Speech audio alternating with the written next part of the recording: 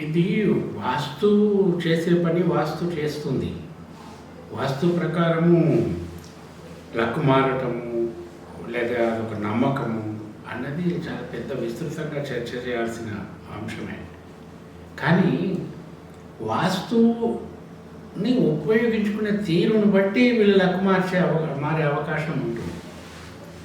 ఇప్పుడు వాస్తు ప్రకారం ఇప్పుడు మనకి ఏది దేనికి పనికి వస్తుందో దానికోసం ఉపయోగించుకుంటే ఫలితం బాగుంటుంది.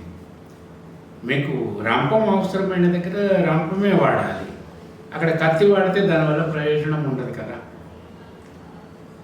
అలాగే మనము ఒక పరిమళాన్ని ఆనందించే చోట ఆ పరిమళం కాకుండా ఏదో దుర్వాసన వచ్చేది పెట్టామనుకోండి, సో మొత్తం ఇది మారిపోతుంది అక్కడ.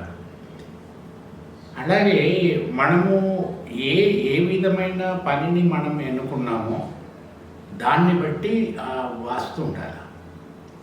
వాస్తు ఏదన్నా ఉండని నేను ఈ పని చేస్తానంటే కుదరదు. వాస్తు బాగుంటే మంచి ఫలితం ఉంటుంది, వాస్తు బాగుంటే చెడు ఫలితం ఉంటుంది, ఇది కరెక్టే. కానీ వాస్తు బాగున్నంత మాత్రాన నువ్వు చేస్తున్న పని ఏంటి, ఆ వాస్తు దానికి సహకరిస్తుందా లేదా? వాస్తు సహకారం బాగున్నప్పుడు తప్పకుండా ఉంటుంది, కానీ అంత పర్సంటేజ్ నువ్వు చేసే పనికి వాస్తు కూడా తోడైతే బూస్టప్ అవుతుంది.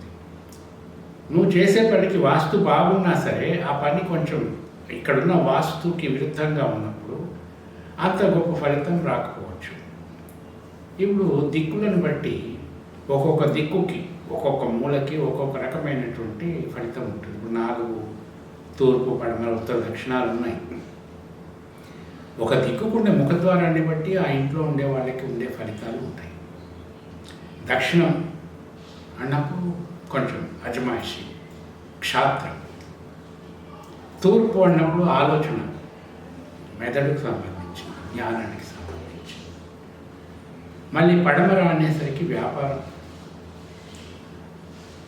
ఉత్తరము అనేసరికి సేవ. ఇట్లా అనేక రకాలు ఉంటాయి.